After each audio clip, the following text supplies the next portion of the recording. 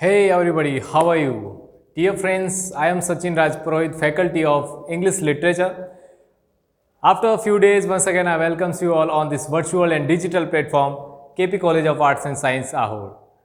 ये फ्रेंड्स थोड़े दिनों के बाद एक बार फिर से हम कंटिन्यू करेंगे अपनी क्लासेस को और जो पोइट्री का सेशन हम लेकर आपके बीच उपस्थित हैं, जिसके अंतर्गत हमने 2 पोइम्स पढ़ ली है। एक पोइम्स जिसका नाम होता है the tiger and the deer written by Shri Aurobindo.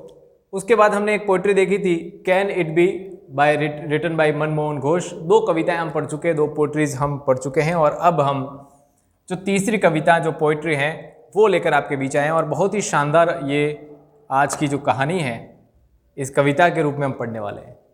वो कहानी जो भारत के इतिहास से संबंधित है, भारत के इतिहास में उन साहित्यकारों से संबंधित है, उस पूरी कहानी को कविता का रूप देने का काम किया है हेनरी डेरोजियो। हेनरी डेरोजियो कौन है, उनके बारे में भी आज जानेंगे। लेकिन सबसे महत्वपूर्ण बात है the half of India. Half of India होता क्या है फ्रेंड्स, इसके बारे में हम चर्चा करेंगे आज।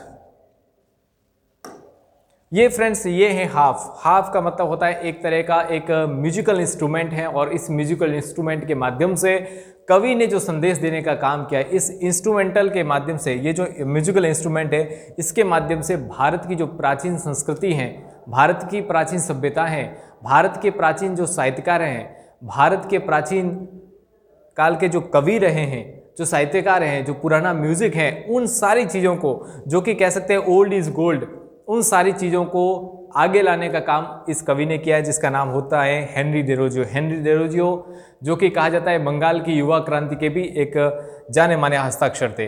तो ये हेनरी डेरोजियो है जिन्होंने एक पोइट्री लिखी जिसका नाम है द हाफ ऑफ इंडिया। और फ्रेंड्स हाफ का मतलब हम जानते हैं एक तरह का एक म्यूजिकल इंस्ट्रूमेंट होता है जो कि आपको यहाँ पर डिस्प्ले पर दिख रहा होगा।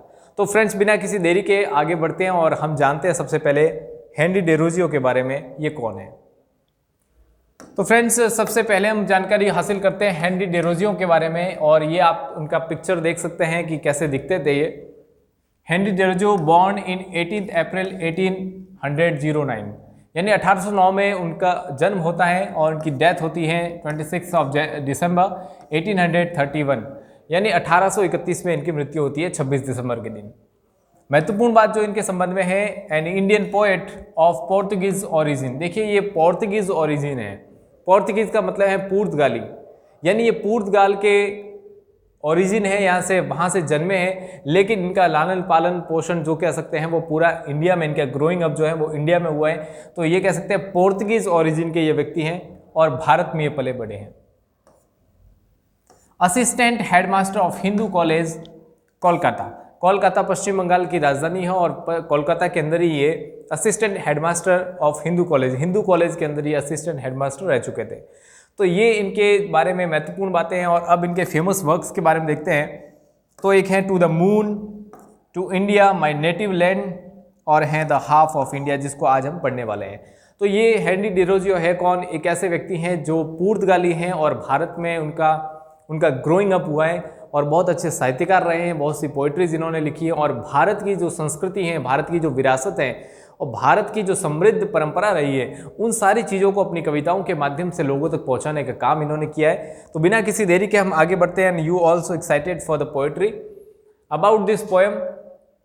इस पोएम के बारे में थोड़ा बहुत जानते हैं और मेरे प्यारे साथियों, एक क्वेश्चन हमारे लिटरेरी बैकग्राउंड से भी बनता है। लिटरेरी बैकग्राउंड यानी अगर हम कोई पोइट्री पढ़ रहे हैं, उस पोइट्री के अंदर अगर कहीं कोई पोइट्री शोक गीत है, अगर एलिजी है, किसी दुख भरा गीत लिखा है, तो एलिजी के बारे में भी हमें थोड़ी बहुत जानकारी रखनी चाहिए क्योंकि एलिजी के बारे में पूछा जा सकता है। सोनेट क्या होता है ये भी पूछा जा सकता है।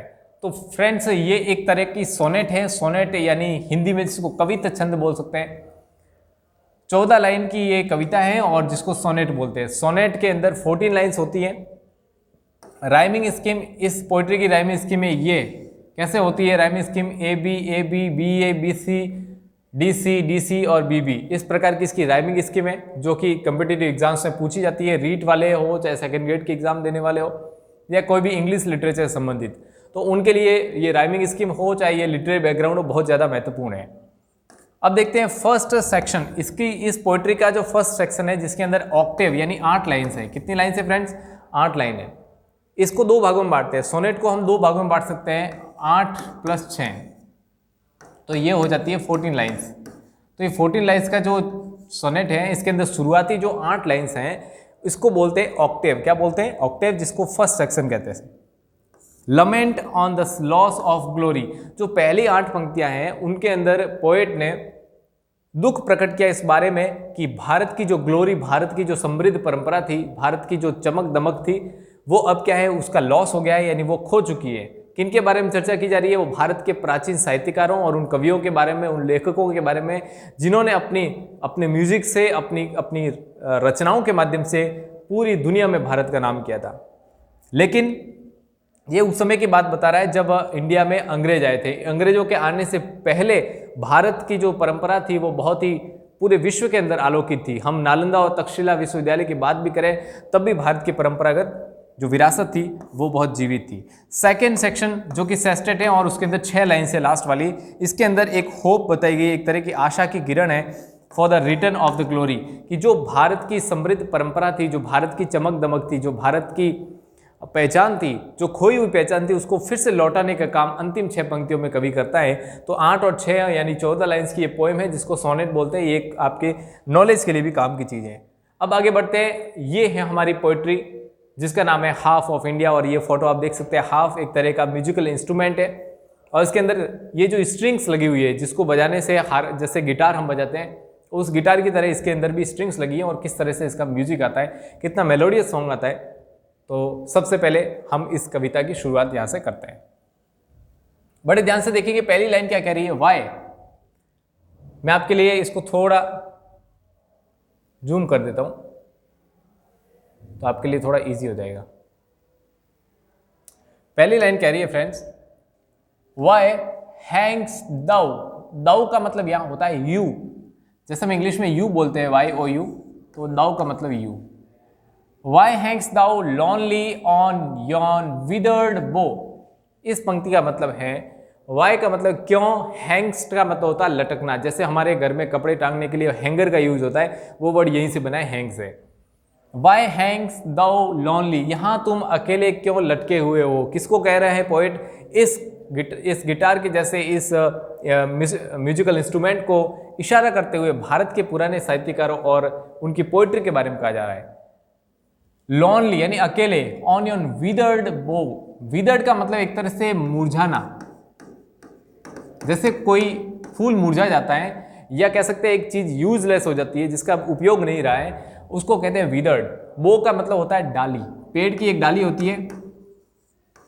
तो यहां कवि इशारा कर रहा है, why hangs thou lonely on your withered bough, यानी तुम इस पेड़ की डाली पर इस तरह से मुरझाए हुए अकेले क्यों लटके हुए हो। कह तो इसको रहा है लेकिन कवि का इशारा उन पुराने कवियों की ओर है, पुराने साहित्यकारों की ओर है जिनकी पोइट्री और कविता की धमक पूरी दुनिया के अंदर थी। तो यहाँ पहली पंक्ति ये कह रही है। दूसरी पंक्ति कह रही है अनस्ट्रंग फॉर एवर। स्ट्रिंग का मतलब होता है इसके अंदर ये जो स्ट्रिंग्स हैं जिसके माध्यम से म्यूजिक प्ले होता है, तो ये जो स्ट्रिंग्स है वो अब अनस्ट्रंग हो गई। अनस्ट्रंग का मतलब है कि उसकी जो स्ट्रिंग्स है वो टूट फूट गई है। फॉर एवर का मतलब हमेशा के लिए, तो इसकी जो स्ट्रिंग्स है वो हमेशा के लिए क्या हो गई है, टूट गई है। मस्ट दो देयर रिमेन, और अब उनको ऐसे ही रहना है, यानी वो ऐसे ही अब रहने वाली है। यानी अंग्रेजों के आने से पूर्व जो भारत का जो म्यूजिक था पूरी दुनिया के अंदर जाना जाता था, भारत के पुराने कवि और साहित्यकारों को पूरी दुनिया में पहचाना जाता था, लेकिन अब ये अनस्ट्रंग हो गए, यानी इनकी जो स्ट्रिंग है वो टूट गई है। यानी भारत के कवियों की अब पाश्चात्य सभ्यता ने उनका स्थान ले लिया है और इस कारण अब उनकी कोई ज़रूरत महसूस नहीं की जा रही है। ये दुख प्रकट कर रहा है पोएट। तीसरी पंक्ति कह रही है, दे म्यूजिक वंस वॉज स्वीट। कह रहा है कि इनका जो म्यूजिक था वो कितना स्वीट था, यानी ये जो इंस्ट्रूमेंट है फ्रेंड्स, ये जो पोर्तुगीज़ बैकग्राउंड से हैं जो कवि, और पोर्तुगीज़ में ये जो इंस्ट्रूमेंट है ये बहुत महत्वपूर्ण माना जाता है। पुर्तगालियों के लिए ये जो हाफ है, इस इंस्ट्रूमेंट का बहुत बड़ा महत्व है और इसलिए इसको सिंबल के रूप में कवि ने प्रयोग किया है। The music once was sweet. एक समय था जब हमारे जो कवि थे उनका जो म्यूजिशियन थे या जो लिटरेरी बैकग्राउंड वाले लोग थे उनका जो म्यूजिक था वो कितना प्यारा था, यानी ये पहले कितना प्यारा सुना जाता था। Who hears it now?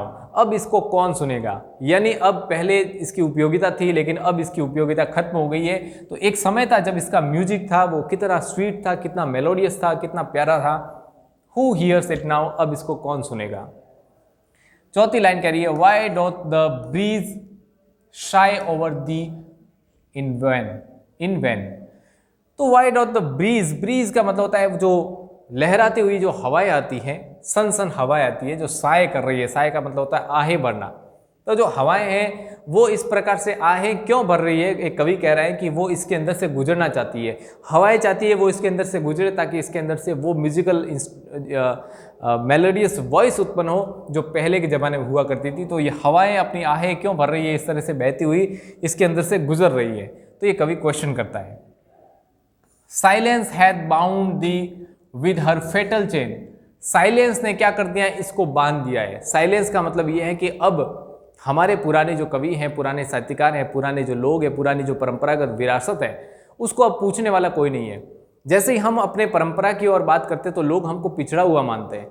आज तक भारत को जादू टोनों का देश कहा जाता था, लेकिन धीरे धीरे धीरे जब तक हम इस देश की पुरानी खोई हुई परंपरा को लौटाने का काम नहीं करेंगे, जब तक हम भारत की जो विरासत है उसके ऊपर गर्व नहीं करेंगे, तब तक मुझे लगता है भारत को भारत बनाने में समय लगेगा। तो ये हिंदुस्तान है जिसने विश्व गुरु का काम किया, पूरी दुनिया को दृष्टि देने का काम किया, हमने ही शून्य का ज्ञान दिया और दिव्य वेद वरदान दिया। इस प्रकार की जो भारत की परंपरागत विरासत रही है वो खो चुकी है। तो यहाँ कहा जा रहा है कि साइलेंस उन लोगों की ओर इशारा किया जा रहा है कि जो इस परंपरा को फिर से जीवित करने के पक्ष में नहीं है, या वो अपनी परंपरा को बताने के लिए हिचकिचा रहे हैं, या ये कह सकते हैं कि अपनी जो पुरानी संस्कृति है उसको बताने के अंदर उनको गर्व महसूस नहीं होता है। तो साइलेंस जो है वो उसको बाउंड यानी इसको बांध दिया है साइलेंस ने किससे, अपनी चेन से। और चेन कैसी है, फेटल है। फेटल का मतलब होता है घातक होना या खतरनाक, या कह सकते हैं जानलेवा। तो साइलेंस जो है उसने इस हाथ को जकड़ लिया है, बांध दिया है अपनी चेन से, और चेन कैसी है, बहुत ही जानलेवा है। तो आप बताइए यहाँ पर एक तरह से यहाँ पर मानवीकरण अलंकार जिसको हिंदी में बोलते हैं उसका यूज हुआ है कि साइलेंस जो है, साइलेंस क्या बांध सकती है किसी को, नहीं बांध सकती। तो यहाँ पर एक तरह से मानवीकरण अलंकार का यूज हुआ है, ठीक है, जिसको हम इंग्लिश में बोलते हैं पर्सोनिफिकेशन। क्या बोलते हैं फ्रेंड्स, हम कह सकते हैं पर्सोनिफाई किया गया है। क्या किया है, पर्सोनिफाई का मतलब होता है मानवीकरण। साइलेंस किसी को बांध नहीं सकती, ये एक मानव की क्रिया है, और उसको यहाँ पर मानव के रूप में बताया गया है कि साइलेंस ने पूरी तरह से अब इसको जकड़ लिया है और वो इसको अब मार डालेगी। नेग्लेक्टेड यानी तुम अब क्या हो, नेग्लेक्टेड हो, तुम्हें अवॉइड किया जा चुका है, तुम्हारी कोई पूछ भी नहीं है, म्यूट हो तुम, बिल्कुल साइलेंट हो गए हो। एंड डेजोलेट का मतलब होता है अलग थलग पड़ जाना, तुम्हें बिल्कुल अलग थलग कर दिया है। आर दो का मतलब यानी तुम्हें अब कोई मानता नहीं है, तुम्हारी जरूरत महसूस नहीं हुई है, अब तुम डेजोलेट हो चुके हो, यानी पूरी तरह से नेग्लेक्टेड हो, म्यूट हो और पूरी तरह से आइसोलेट हो चुके हो। यानी अब इसको हो गया कोरोना। कहने का मतलब अब इसके पास कोई ने जाना नहीं चाहता है, कोई इसके नज़दीक जाना नहीं चाहता है, इसके मेलोडियस वॉइस को सुनना नहीं चाहता है, क्योंकि पाश्चात्य संस्कृति जो वेस्टर्न कल्चर है उसने सबको अपने आगोश में ले लिया है। तो यहाँ पर एक दुख प्रकट करने की कोशिश की जा रही है। लाइक देखो किस प्रकार से इसको अवॉइड कर दिया गया है। लाइक यानी जैसे कि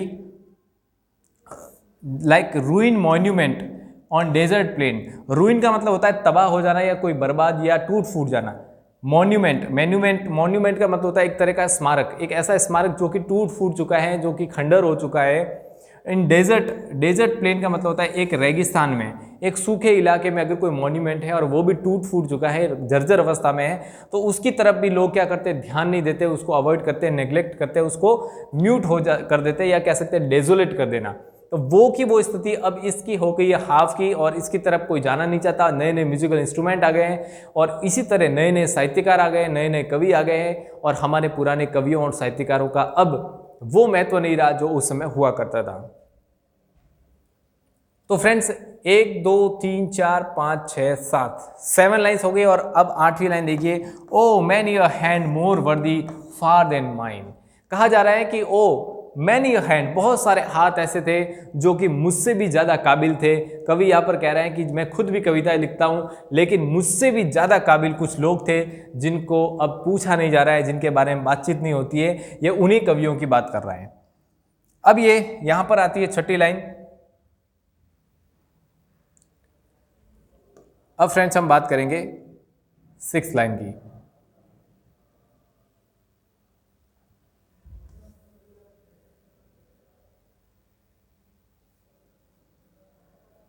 आगे की लाइन की चर्चा कर रहे हैं यहाँ पर। Once the harmonious chord to sweetness give. अगर वंस यानी एक बार, हार्मोनियस यानी एक साथ बजने वाली जो वॉइस होती है, एक साथ बजाई जाने वाली वॉइस है, कॉर्ड्स टू स्वीटनेस गिव। अगर इसको एक साथ यानी सारे कवि एक साथ फिर से वो कवि लौट आए तो कितना मधुर संगीत उत्पन्न होगा, यानी वो कितनी स्वीटनेस देने वाले हैं। And many a wreath, wreath का मतलब होता है माला, for them did fame entire. और उन कवियों के लिए बहुत सारी मालाएं लोग पहनाया करते थे। मालाएं इस बात का प्रतीक है कि वो कितने फेमस हुआ करते थे, उनकी कितनी प्रसिद्धि थी, यानी उनके फेम के बारे में बताया जा रहा है, उनका फेम बता रही है वो रिद यानी वो मालाएं। Of flowers still blooming on the minstrel grave, यानी वो फ्लावर्स जो हैं जो कि अब ब्लूम कर रहे हैं, खिल रहे हैं मिंस्ट्रल ग्रेव, यानी अब उनकी जो कब्रें हैं जहाँ पर वो दफन हो चुके हैं, वे कवि जब इस दुनिया में नहीं रहे हैं, आज भी फ्लावर्स उनके लिए जगमगा रहे हैं। और ये रिद यानी माला और फ्लावर्स एक तरह से उनके जो लिखे हुए कविताएँ हैं, उनके द्वारा रचित जो कविताएँ हैं और जो भी इनके द्वारा वर्क्स लिखे गए हैं, वो उन वर्क्स के बारे में कहा गया है कि रिद और ये फ्लावर्स।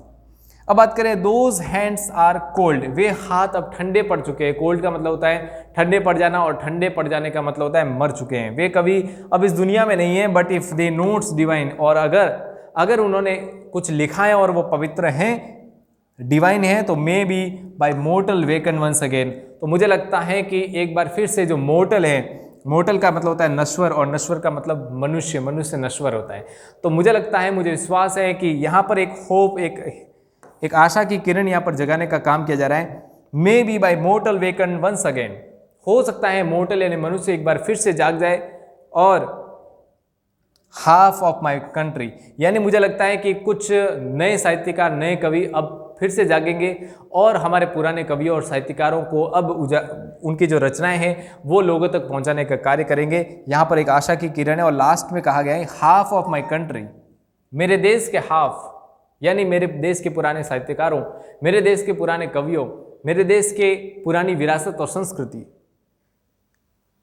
इन सब के जो पोषक हैं उनसे कवि कहता है let me strike the strain, मुझे एक बार संगीत उत्पन्न करने दो, मुझे ये हाफ एक बार बजाने दो, यानी मुझे आशीर्वाद दो कि मैं फिर से वो कविताएं लिख सकूं, मेरी कविताओं में वो धार आ सके, मेरी कविताओं में वो संगीत उत्पन्न हो सके जिस संगीत के लिए आप पूरी दुनिया के अंदर विख्यात है। मैं आपकी खोई हुई पुरानी जो परंपरागत विरासत है उसको फिर से काबिज करने का काम मैं फिर से करूंगा। इस आशा के साथ ये पोइट्री यहाँ पर ख़त्म करते हैं। और फ्रेंड्स, इस कविता के माध्यम से एक मैसेज देने की कोशिश की गई है कि किस प्रकार से हम वेस्टर्न कल्चर को फॉलो कर रहे हैं, लेकिन हम अपने पुरानी परंपराओं को भूलते जा रहे हैं, हम अपने पुराने साहित्यकारों को भूलते जा रहे हैं जो कि फाउंडेशन थे। इस दुनिया को दृष्टि देने वाली फाउंडेशन का नाम था भारतीय संस्कृति, और उस संस्कृति को हमने भुला दिया है। तो बहुत अच्छा मैसेज देने का काम किया है और मुझे लगता है ये पोइट्री आज बहुत ज़्यादा रेलेवेंस है, ये कविता जो है बहुत ज़्यादा रेलेवेंट है और मुझे लगता है आप सबको पढ़नी भी चाहिए, not only for the examination but also